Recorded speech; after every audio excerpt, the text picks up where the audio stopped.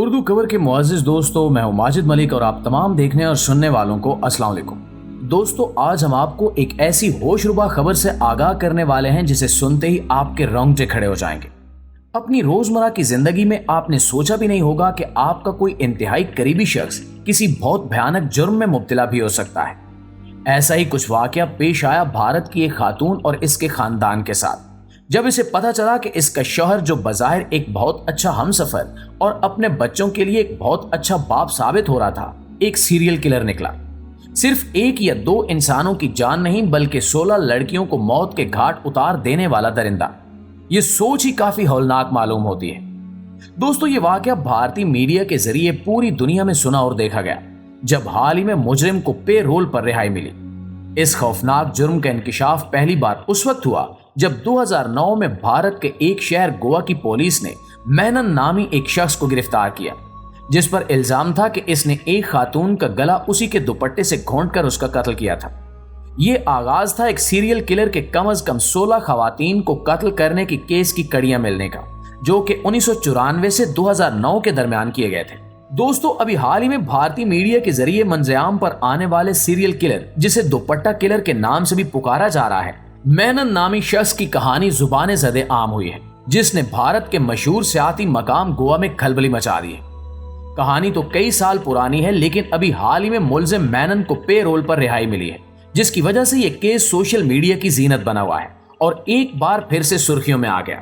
سب سے پہلے مکمل خبر کا جائزہ لیتے ہیں کہ اصل میں یہ کہانی کیا ہے، کیسے اس شخص نے 16 معصوم لڑکیوں کی جان لی، اسے دوپٹہ کلر کے نام سے کیوں جانا جاتا ہے، اور وہ اس گھناؤنے جرم میں کب تک مبتلا رہا اور کب پکڑا گیا۔ تو ناظرین، بھارتی میڈیا کے مطابق یہ شخص، جس کا پورا نام مہنن نائک تھا، شیرواڑہ کا رہائشی تھا، جو بظاہر اپنی بیوی اور بچوں کے ساتھ ایک اچھی زندگی گزار رہا تھا۔ گزر بسر کے لیے مہنن رکشہ چلاتا تھا اور 1995 میں پہلی بار پولیس اسے شک کی بنیاد پر گرفتار کر کے لے گئی، جب اس کی بیوی کی بہن یعنی مہنن کی سالی اپنے گھر میں مردہ حالت میں پائی گئی۔ اس کا سر تن سے جدا کر دیا گیا تھا۔ محلے والوں کا کہنا تھا کہ ایک داڑھی والا شخص اس سے ملنے کے لیے آیا کرتا تھا۔ چنانچہ لوگوں کی نشاندہی پر مہنن شک کے دائرے میں آ گیا۔ پولیس نے اسے گرفتار کر لیا، لیکن مہنن نے اپنے جرم سے صاف انکار کر دیا اور پولیس کو بتایا کہ جس وقت اس کی سالی کا قتل کیا گیا تھا، وہ اس وقت رکشہ سٹینڈ پر تھا۔ مہنن کے ساتھ ہی رکشہ ڈرائیورز نے بھی اس کے حق میں گواہی دے دی۔ پولیس کے پاس خود بھی وسائل کی کمی کے باعث کوئی ٹھوس ثبوت نہیں تھے، چنانچہ مہنن کو بری کر دیا گیا۔ دوستو، اس ساری صورتحال نے مہنن کو نڈر بنا دیا تھا۔ وہ پولیس کو چکمہ دینے میں اتنا ماہر ہو گیا کہ اس نے آنے والے 15 سالوں میں مزید 15 قتل کیے۔ مہنن کے گاؤں اور گرد و نواح میں یکے بعد دیگرے قتل کی کئی وارداتیں تقریباً ایک ہی جیسے حالات میں ہونے لگیں۔ متوسط طبقے یا نسبتاً غریب گھرانوں کی لڑکیاں جہیز نہ ہونے کے باعث گھروں میں ہی بیٹھے رہ جانے کے خوف سے مہنن کے ہاتھوں اپنا استحصال کروانے لگے۔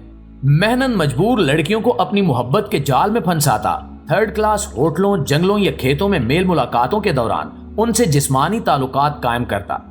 ایک دفعہ اعتبار قائم ہو جاتا تو وہ ان لڑکیوں کے گھر والوں سے رشتے کی باقاعدہ بات چلانے کے لیے ان سے ملاقات کرتا۔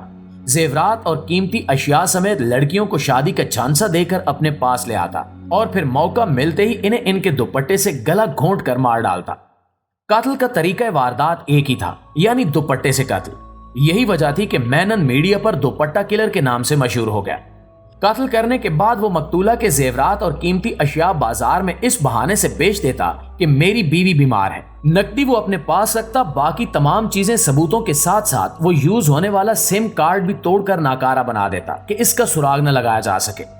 پیارے ساتھیوں، ایسی کئی کہانیاں فلموں اور ڈراموں کی زینت بن چکی ہیں، جہاں سیریل کلرز ایک جیسے طریقے واردات سے قتل کا ارتکاب کرتے ہیں اور عموماً اپنے اسی عمل کی بدولت پولیس کے ہتھے چڑھ جاتے ہیں، جہاں فرض شناس پولیس آفیسرز تمام حادثات کی کڑی سے کڑی ملاتے ہوئے مجرم تک پہنچ جاتے ہیں۔ اس کیس میں بھی بالکل ایسا ہی ہوا۔ تقریباً ایک ہی جیسے گھریلو حالات رکھنے والی لڑکیاں دوپٹے سے گلا گھونٹ کر ماری گئیں اور ان کے زیورات اور نقدی بھی لوٹ لی گئی۔ چنانچہ کڑی سے کڑی ملاتے ہوئے پولیس بھی مینن تک پہنچ گئی۔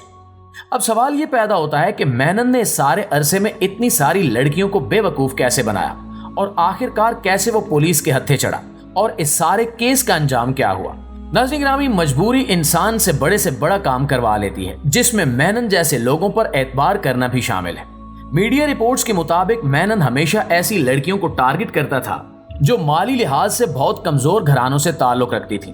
मुनासिब और वक्त पर रिश्ता न होने के बायस वो मेनन की बातों के जाल में ऐसा फंसती कि निकलना मुश्किल हो जाता। मेनन की जिंदगी की कहानी किसी क्राइम सीरीज से किसी तौर पर कम नहीं लगती और इसका अंजाम भी इसी तरह ड्रामाई ही था। जब इसके आखिरी शिकार योगिता के कत्ल केस में हाई कोर्ट ने इसे उम्र कैद की सजा सुनाई। कत्ल के साथ साथ ही मेनन पर डकैती, शवाहिद को तबाह करने और धोखाधड़ी के मुकदमात भी बनाए गए। गांव वालों के लिए यह इंतहाई हैरत अंगेज था जब इन्हें पता चला कि मेनन जैसा बज़ाहिर शरीफ दिखने वाला इंसान इस तरह के किसी सिलसिलावार कत्ल के मामलात में मुलव्विस है। मीडिया रिपोर्ट्स का कहना है कि मेनन के जराइम ने गांव वालों को इस कदर मुश्तिल कर दिया कि इन्होंने एहतिजाजन इसके घर में घुसकर तोड़फोड़ की और फिर इसके घर को आग लगा दी।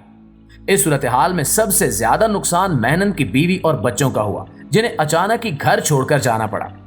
सोशल मीडिया इंटरव्यूज के दौरान मेनन की बीवी ने इंकिशाफ किया कि इसका शौहर एक अच्छा खामिन और अच्छा बाप था।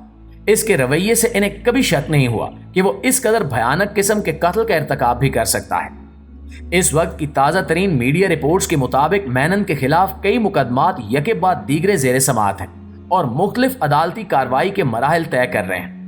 गुज़श्ता 2 साल से मेनन जेल में है और 2 मरतबा पे रोल हासिल करने की कोशिश कर चुका है, जिसे मुस्तरद कर दिया गया क्योंकि कई मुकदमात ज़ेरे समाअत थे।